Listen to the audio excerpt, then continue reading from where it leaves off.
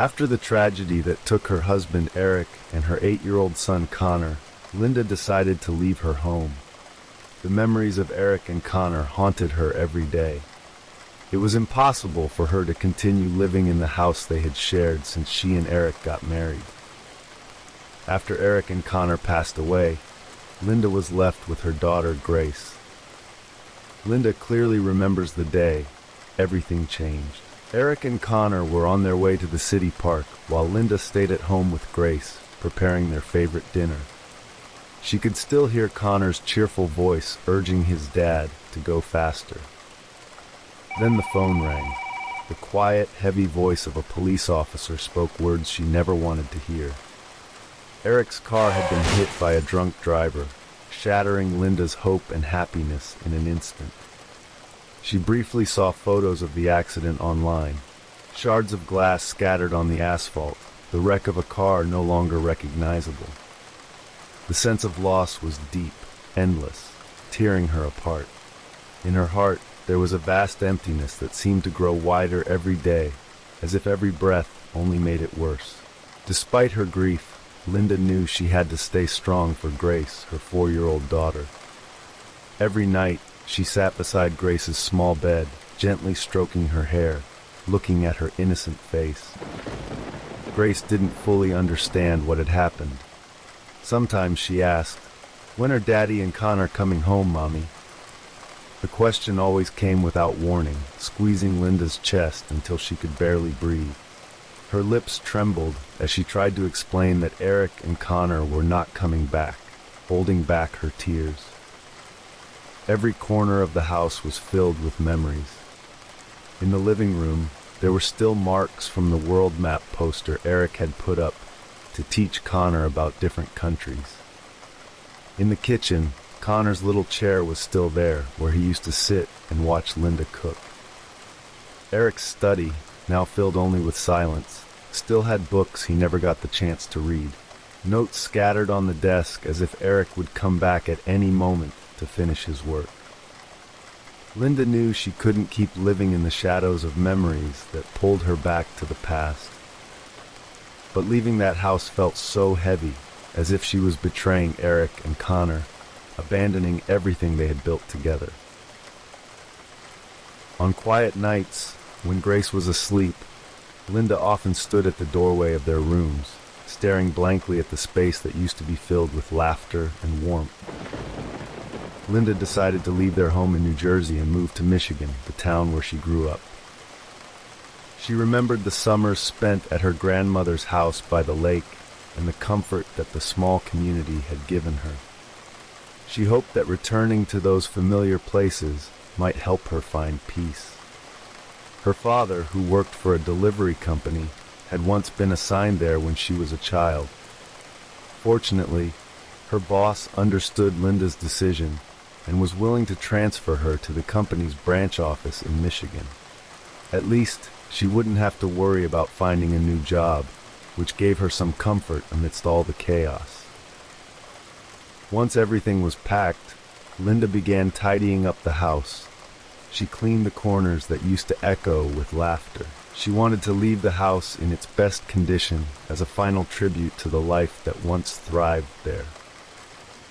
The last night in that house was filled with mixed emotions. She sat in the nearly empty living room, staring at the blank walls that had once been covered with family photos. The sound of wind rustling outside was more audible, and the silence began to wrap around the room. It felt as if the house had become an empty shell, just like she felt inside. The truck carrying her belongings stopped in front of the old vintage-style house she had bought in Michigan. The cold wind from Lake Michigan blew gently, rustling the leaves in the overgrown yard. Tall trees surrounded the house, casting shadows over its roof, which was covered with dark green moss. The cloudy sky added to the gloomy atmosphere, strengthening what Linda had already felt in her heart since the journey began. Linda stepped out of the car, holding Grace's hand. Grace looked tired and confused. Her big eyes gazed at the building in front of her with curiosity, while Linda could only take a deep breath. In front of her stood a two-story house with peeling paint, large windows covered by old curtains, and an old wooden door that creaked as she tried to open it. Before they entered, Linda could feel the cold air escaping from the cracks in the door, as if the house had stored years of coldness without warmth. As soon as they entered, a damp, musty smell filled the air, mixed with the scent of old wood and dust. The high ceiling, adorned with wooden carvings, was now covered in cobwebs. The floor was made of old wood. Many parts had faded, and some of the floorboards creaked as Linda stepped cautiously. The walls were stained, showing the signs of many years without care. Although the house was fully furnished, all the furniture looked dusty and dull, as if it had been abandoned without human touch for far too long. Linda looked around with an uneasy feeling. The air was thick with silence, and every creak of the old floorboards seemed to echo too loudly.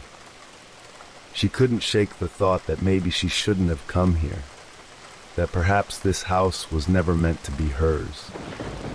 Shadows danced in the corners, shifting as if they had a life of their own. There was something about this place that made her hair stand on end. Maybe it was just the emptiness, or maybe it was because the house had been empty for so long that everything felt like it was being watched by unseen eyes. The furniture in the living room, from the old sofa to the mahogany table, all felt cold and stiff, as if each item held an untold story. Linda tried to ignore that strange feeling, convincing herself that it was just an old house that needed a lot of love and care. However, in the dark corners, it seemed as if shadows were moving, making her a bit nervous. Grace walked quietly around the room, holding her bunny doll tightly. She looked up the creaky wooden stairs leading to the second floor, her eyes tracing the darkness above. "Mama, does someone live here?" Grace asked innocently, her voice a half-whisper, as if afraid of disturbing something that might be in the house. Linda tried to smile reassuringly, even though her heart was full of uncertainty. "No, darling, this house is ours now," Linda replied, trying to hide the strange tremor in her voice. She walked towards the kitchen, finding dusty wooden cabinets and an old sink with a rusty faucet. When she turned the faucet, brown water flowed briefly before finally running clear, leaving an unpleasant creaking sound behind. There was a large clock on the dining room wall, but its hands were stuck at 12, as if time in this house had frozen. On the first night, Linda arranged some of their things on the ground floor, while Grace played with her doll in the corner of the living room. The wind from outside began to blow through the thin curtains covering the windows, creating shadows that moved across the walls like figures swaying gently. Linda tried to stay busy unpacking boxes and organizing essential items, but she couldn't ignore the small sounds coming from the ceiling, creaking noises, the whisper of the wind seeping through the window cracks, and something that sounded like small footsteps she couldn't explain. As the night grew late and darkness filled every corner of the room, Linda turned on the dim lights. The pale yellow light illuminated only a small part of the room, leaving long shadows on the walls. An empty feeling enveloped her as she sat on the old sofa, looking toward the hallway that led to the stairs. She couldn't shake off the biting loneliness. It felt like something was missing from this place, something that used to be there but was now gone. Somehow, she felt like an uninvited guest in the house she had bought for herself. Grace finally fell asleep in Linda's arms. Linda held her close, feeling the warmth of her small body, and carefully carried her upstairs, each step heavy with exhaustion and a deep tenderness. The stairs creaked with every step, as if complaining after so long without being used. The hallway on the second floor felt colder than the ground floor, and here and there Linda saw bedroom doors tightly closed. She opened one of the doors and found the room they would sleep in that night. Although the bed was made, the sheets and blankets covering the mattress felt damp. Linda knew it was going to be a long night. After laying Grace down and covering her with the blanket, Linda stood for a moment at the doorway, watching her sleeping child. Behind her, the hallway seemed dark and long, and Linda almost felt as if there were eyes watching from the darkness. The sensation made the hair on her neck stand on end. She shook her head slightly, trying to dismiss the strange feeling that had settled on her. But the feeling didn't go away, it just became more subtle, as if it was part of the house itself, silent and patient, waiting alongside the shadows clinging to the old walls. On their first morning in the new house, Linda decided to start cleaning and tidying it up. She wanted to make it a comfortable place for herself and Grace, despite the strange feeling that still hung in the air. Outside, the cold Michigan air seeped in through the fragile windows. Morning sunlight crept in through the gaps in the curtains, illuminating dust particles swirling in the air, showing just how much time had passed without any life in this place. Linda started in the living room, cleaning the dusty sofa and wiping down the worn wooden table. Grace played in the corner of the room, giving Linda some relief because her daughter seemed happy, even though the house still felt gloomy. By the time afternoon arrived, Linda felt satisfied with what she had cleaned and decided to go upstairs to explore the rooms she hadn't yet touched. One door at the end of the upstairs hallway caught her attention. It looked different from the others, made of thick wood with faint strange carvings on its surface. When Linda tried to open the door, it was locked, and it took a few hard pulls before the hinges creaked, allowing her into the room that hadn't been touched for a long time. Inside, a musty, dusty smell greeted her. Light from a small window above gave a dim glow, casting long shadows that made the room feel even more eerie. In the corners, old items were piled up haphazardly. Linda stepped in slowly, and as she did, she felt colder air, as if the temperature in this room was different from the rest of the house. Linda's eyes stopped on a large wooden box placed in the corner. Carefully, she opened it. Inside, she found several items that made her shudder. There were small black wooden figurines, each carved into unclear but terrifying forms. Some had faces that appeared to be screaming, while others held objects resembling weapons or staffs. One larger statue, about the size of a human arm, had an even stranger shape. Its head was almost human-like, but with horns on top. Besides the figurines, there were several glass bottles containing murky liquid. The bottles were sealed with hardened wax, and Linda didn't dare imagine what might be inside. There was also a collection of small bones, possibly animal bones, tied together with tangled red string. These objects had a mystical aura and evoked an increasingly strong sense of discomfort. Next to it, there was also a smaller wooden box with carvings similar to those on the door. When Linda opened the box, she found a bundle of black candles, a handful of old coins with symbols she didn't recognize, and a piece of cloth that had turned yellow, perhaps from age. On the cloth were symbols that looked like handwritten text, but they were not in a language she understood. It seemed like a series of random characters forming a message that had a dark meaning. In another corner of the room, there was an old mirror almost entirely covered in dust, with a frame carved with faces that looked as if they were hiding some kind of suffering. Linda stood still for a moment, feeling that something was wrong. A chill ran down her spine, and her chest tightened.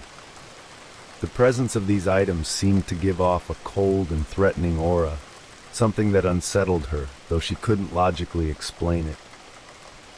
She tried to shake off the feeling, convincing herself that these were just old objects left behind by the previous owner, nothing more than relics of an old house. But she knew she couldn't leave these things here.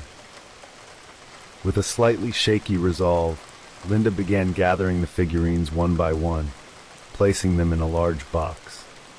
She closed the bottles and put them with the figurines. She also wrapped the old mirror in a cloth, not daring to look at her own reflection, as if the mirror held more than just a reflection. As she gathered the coins and candles, Linda's hand briefly touched the cold small bones, making her shiver. After all the strange items were collected in the box, Linda dragged it downstairs carefully. Grace, who saw her from the living room, asked, "What is that, Mama?" in an innocent voice. Linda tried to smile and replied lightly, "Just some old things we don't need, sweetheart. Mama is going to get rid of them." Linda took the box outside, heading to a small shed behind the house. She placed the box there, planning to take everything to the city dump as soon as possible. After that, Linda stood for a moment, staring at the box now stored in the shed, before finally closing the shed door with a faint sense of relief. But as she turned and started walking back to the house, something inside her felt that those items hadn't really left, as if their aura still seeped through the cracks, lingering and watching from the shadows. The next morning, Linda woke up feeling a little calmer, as if her decision to clear the house of those strange items had given her some peace. The dim morning sunlight peeked through the curtains, and the sound of Grace laughing to herself while playing in the living room brought a bit of warmth to the old house. Linda went downstairs, making breakfast with calm movements, trying to start a new routine in this place. After breakfast, she decided to continue cleaning the second floor. Today, Linda planned to paint the walls of one of the bedrooms, which would later be Grace's room. But when she reached the end of the hallway, her eyes were drawn to the door she had opened yesterday. The door was slightly ajar, though she was sure she had closed it tightly before going to bed. A sense of unease began to fill her heart. Slowly, Linda pushed the door open all the way. The hinges groaned loudly, and a damp, metallic smell wafted out. The next moment, it felt like her blood froze. There, in the room she had cleaned the day before, the strange items she had gathered and put in the shed were now back in their original places. The wooden figurines with horrifying faces stood lined up on the floor. The old mirror with its eerie carved frame was back in the corner, and the bottles of murky liquid were neatly arranged on the shelf as if they had never been moved. Linda stood still, her breath caught in her throat. Her eyes welled up as she tried to find a reasonable explanation for what she was seeing. She walked closer, inspecting the figurines, touching one of them with a trembling hand. The black wood felt cold and solid, real beneath her fingers. This wasn't a hallucination. The items were really there, even though she had moved them the day before. Even the yellow cloth covered with strange symbols was still spread over the wooden box, as if she had never moved it to the shed. Linda's heart started to pound faster, her ears filled with the sound of rushing blood, and her skin felt clammy as panic slowly spread through her body. The air seemed to grow colder, and the faint creaks of the floor echoed in her mind like distant warnings. She tried to think, searching for a logical explanation. Maybe she had forgotten to take them out.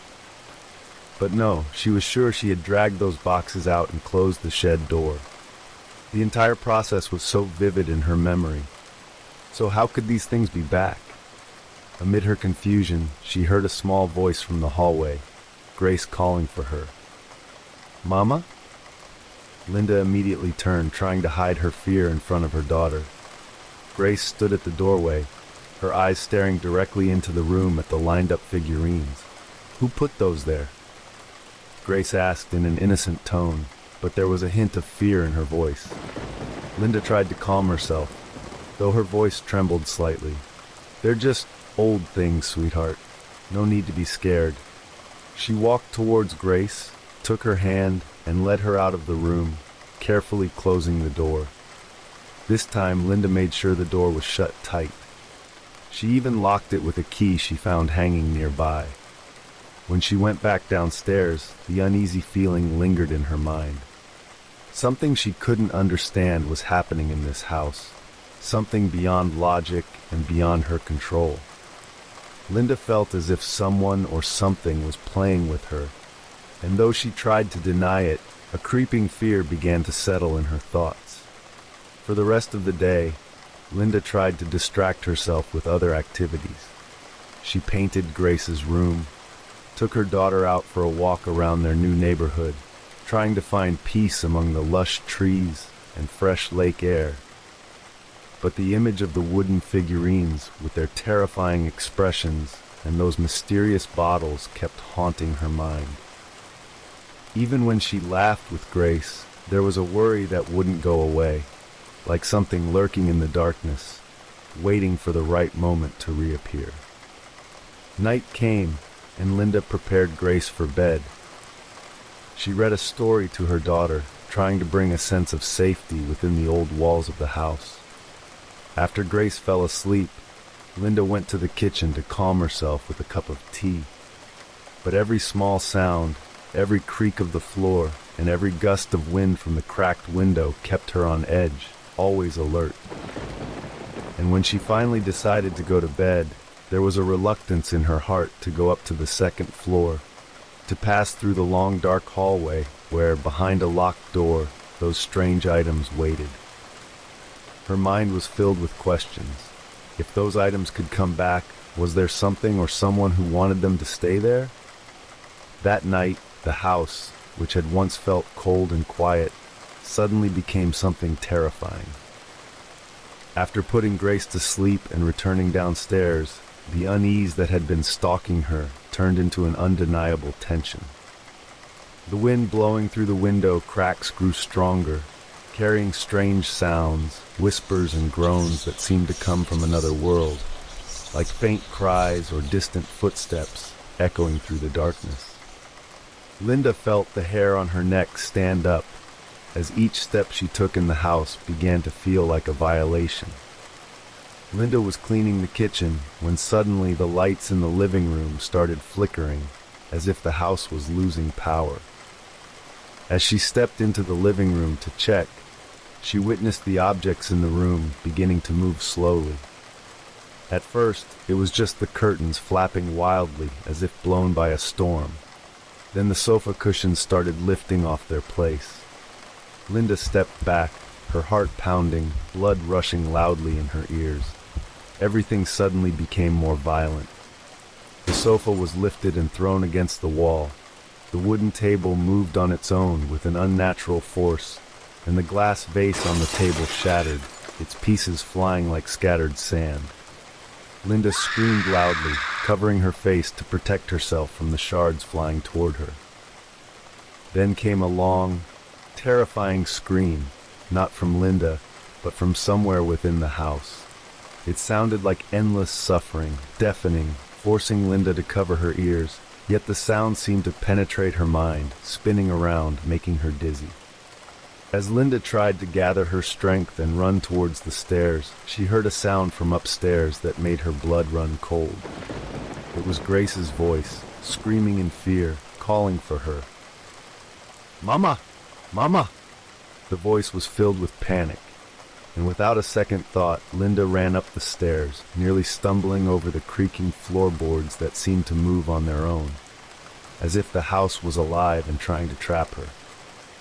In the hallway on the second floor, the air felt colder, and Linda could sense the presence of something dark and hateful, something that filled every crack of the house with evil intent. The door to Grace's room was wide open, and there Linda saw the most terrifying thing in her life.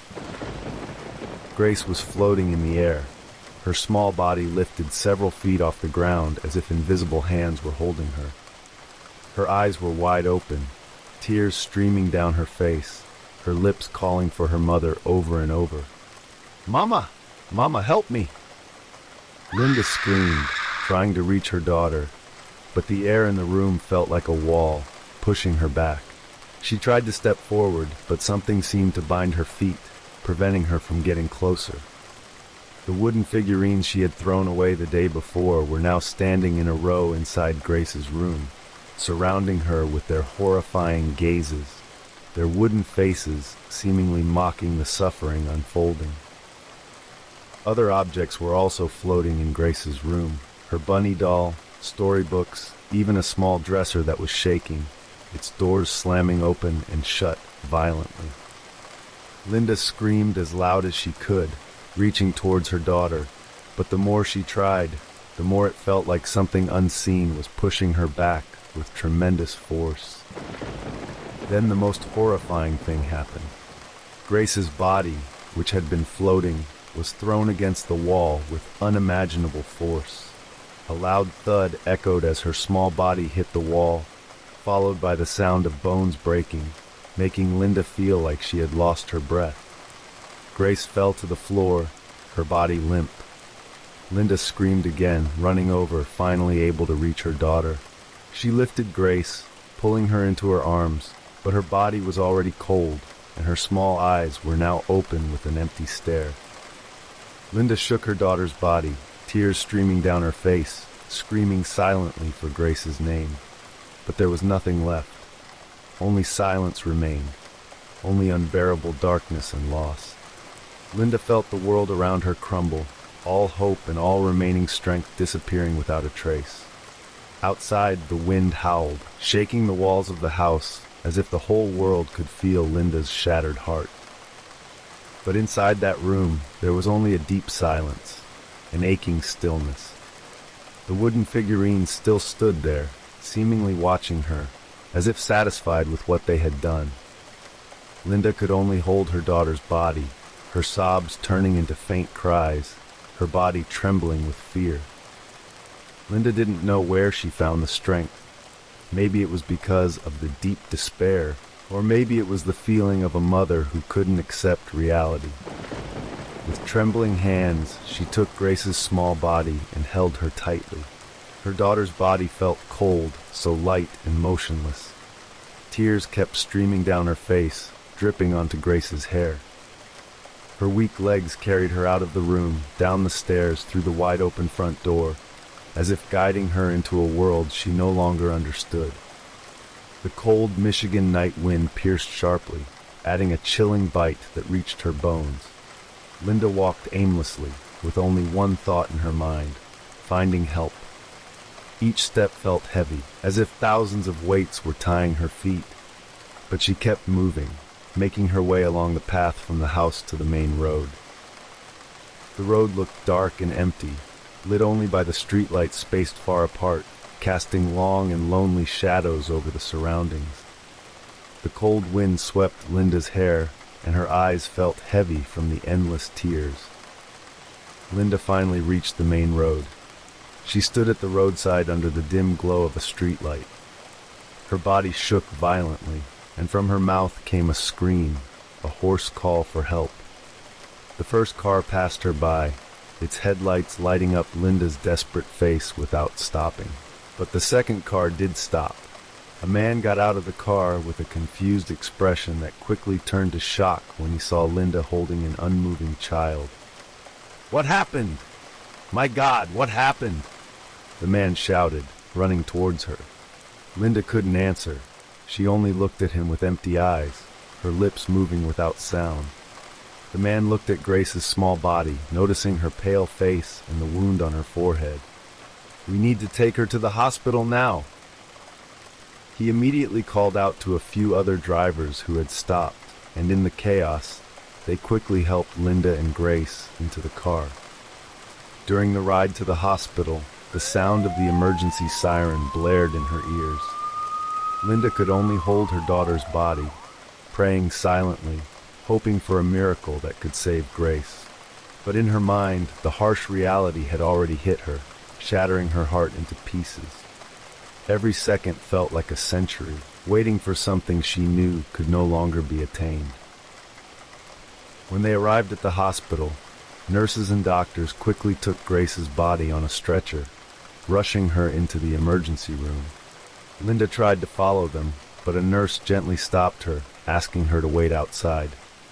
"Please, please save my daughter," Linda said in a barely audible voice, her tone broken and raspy. But the nurse could only give her a sympathetic look before taking Grace away behind the doors. Linda sat in the waiting room, an emptiness filling her chest. Everything felt as if it had stopped. Time, sound, even her own breath. The world seemed frozen in a deafening silence, leaving only her trembling body and silent sobs. Occasionally she bit her lip, hoping the physical pain could distract her, if only for a moment, from the greater pain in her heart. It all felt like an unending nightmare.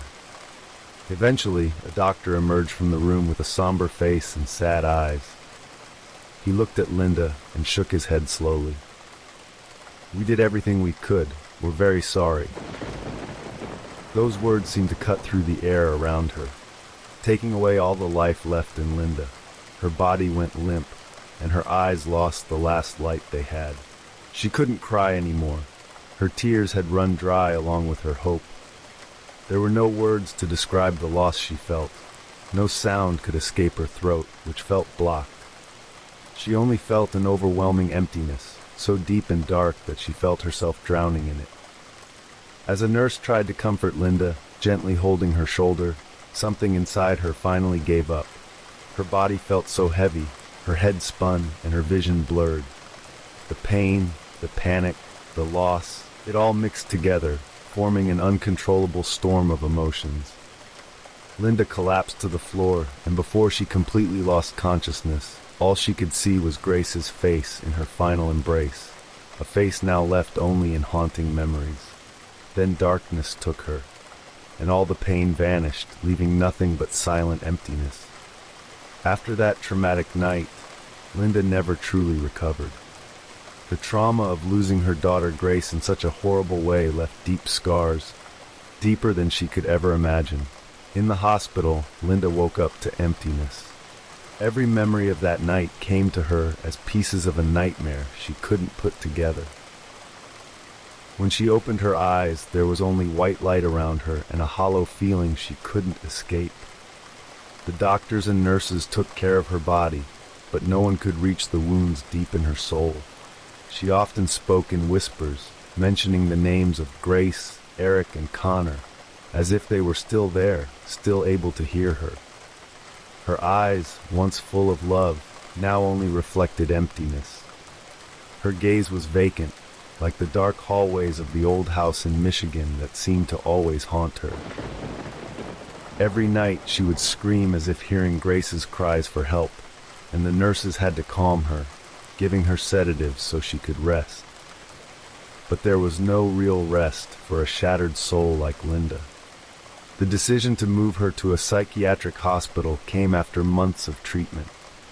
The fear and hallucinations never left her. They even grew more intense. Linda often stared at the corners of her hospital room as if something was moving there, something only she could see. She spoke to shadows, begging them to stop tormenting her, to give back her child, her husband, her life. But only silence answered her. In her small room at the psychiatric hospital, Linda sank further into her own world. She no longer recognized time or place. For her, each day was just an extension of that terrible night. She kept repeating the same story to the nurses, about the house by the lake, about the terrifying figurines, about the voices and shadows that took everything from her. The nurses, who initially tried to listen patiently, eventually saw her suffering as something that would never end.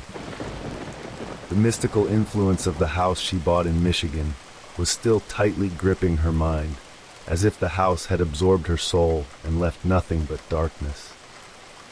Linda felt powerless, as though her will was slowly being eroded by the house, leaving her with only a hollow shell of who she once was. Linda often repeated, "They didn't want me to leave. They wanted me to stay there with them." Her lips always trembled, her voice filled with a fear only she could truly understand. Days turned into weeks, and weeks into months. Linda grew weaker, her body thinner, and the light in her eyes faded more and more. The doctors knew there was nothing more they could do for her. The prolonged depression had destroyed any hope of recovery. The layers of pain, losing her husband, her son, and then her only daughter, along with the dark forces still haunting her mind, had torn her apart until nothing remained but emptiness. On a quiet night, Linda took her last breath in that small room at the psychiatric hospital. She passed away in silence, with no one by her side except the remnants of the nightmares that haunted her until the end. On the walls of the room, landscape paintings and the white curtains fluttering in the breeze seemed to silently witness her departure. No more screams, no more sobs, just silence filling the room as Linda's body went limp, her eyes staring blankly at the ceiling. The nurses found her body as morning came, her eyes open as if still looking at something no one else could see. They gently closed her eyelids and took her body away. In her medical record, it was written that Linda died of severe depression and untreatable psychological complications. But for those who knew more, perhaps there was a darker force that had been waiting for this ending all along. Ever since Linda first opened the door to that house and found something that should never have been found. The old house in Michigan, with its peeling paint and the figurines standing silently inside, still stands there, surrounded by tall trees and shadows that seem to wait. Just as before, the house remains quiet, still watching, waiting for fragile souls to enter and become part of a story that never truly ends.